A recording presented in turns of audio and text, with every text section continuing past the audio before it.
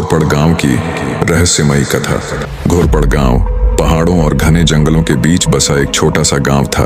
गांव के पास एक पुराना किला खड़ा था जो अब खंडहर में बदल चुका था। किले के पास एक गहरा कुआं था जिसके बारे में कहा जाता था कि वह किसी अभिशप्त शक्ति का निवास है। गांव वालों ने उस कुएं से दूरी बनाकर रखी थी।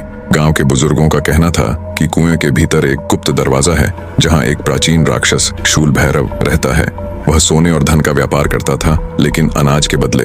शूल भैरव ने एक अभिशाप के कारण यह शर्त रखी थी कि वह केवल अनाज स्वीकार करेगा और उसे पाने वाले पर कभी भी भरोसा नहीं करेगा। लेकिन इस सौदे की एक भयानक सच्चाई थी। लालच का अंत मृत्यु था। एक दिन गांव का एक गरीब किसान रामू, जिसने हमेशा धनवान बनने का सपना देखा था, इस कहानी को अनसुना करते हुए कुएं के पास गया। वह अपने साथ चावल का एक बोरा लेकर गया। कुएं के करीब पहुंचकर उसने भीतर झांका। उसे कुछ भी दिखाई नहीं दिया, लेकिन एक गूंजती हुई आवाज सुनाई दी। क्या लाया है? रामू ने कहा, चावल। आवाज ने हुक्म दिया, कुएं में डाल दो। रामू ने चावल का बोरा कुएं में डाल दिया। कुछ ही पल में कुएं से एक चमचमाती सोने की थैली बाहर निकली। उसकी आंखें चमक उठीं। रामू की लालच बढ़ती गई। अगले दिन वह और अधिक अनाज लेकर कुएं पर गया। इस बार उसे अधिक सोना मिला। धीरे धीरे वह दिन रात अनाज इकट्ठा करता और कुएं में डालता, लेकिन वह यह नहीं समझ पाया कि शूल भैरव हर बार उसकी आत्मा का एक टुकड़ा छीन रहा था। एक रात रामू ने सोचा कि वह कुएं में उतरकर शूल भैरव के खजाने को पूरी तरह लूट लेगा। उसने एक लंबी रस्सी बांधी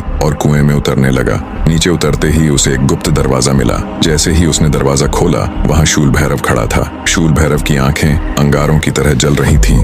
उसके नुकीले दांत और विशालकाय शरीर किसी दैत्य की तरह भयावह थे। उसने गुर्राते हुए कहा, तूने मेरे सौदे का नियम तोड़ा, अब तुझे इसकी कीमत चुकानी होगी। रामू घबराकर भागने की कोशिश करने लगा, लेकिन शूल भैरव ने उसे पकड़ लिया। उसका शरीर अचानक पत्थर की मूर्ति में बदलने लगा। रामू चिल्लाता रहा, लेकिन उसकी आवाज कहीं नहीं गूंजी। अगली सुबह गांव वालों ने रामू का सामान कुएं के पास पड़ा देखा, लेकिन रामू का कोई निशान नहीं था। धीरे धीरे गांव के लोग समझ गए कि रामू शूल भैरव का शिकार हो गया। उस दिन से घोरपड़ गांव में यह कहानी और अधिक डरावनी हो गई। अब कोई भी उस कुएं के पास जाने की हिम्मत नहीं करता। किला और कुआं आज भी वहां खड़े हैं, मानो किसी और लालची व्यक्ति का इंतजार कर रहे हों। धन का व्यापारी शूल भैरव अभी भी वहां है।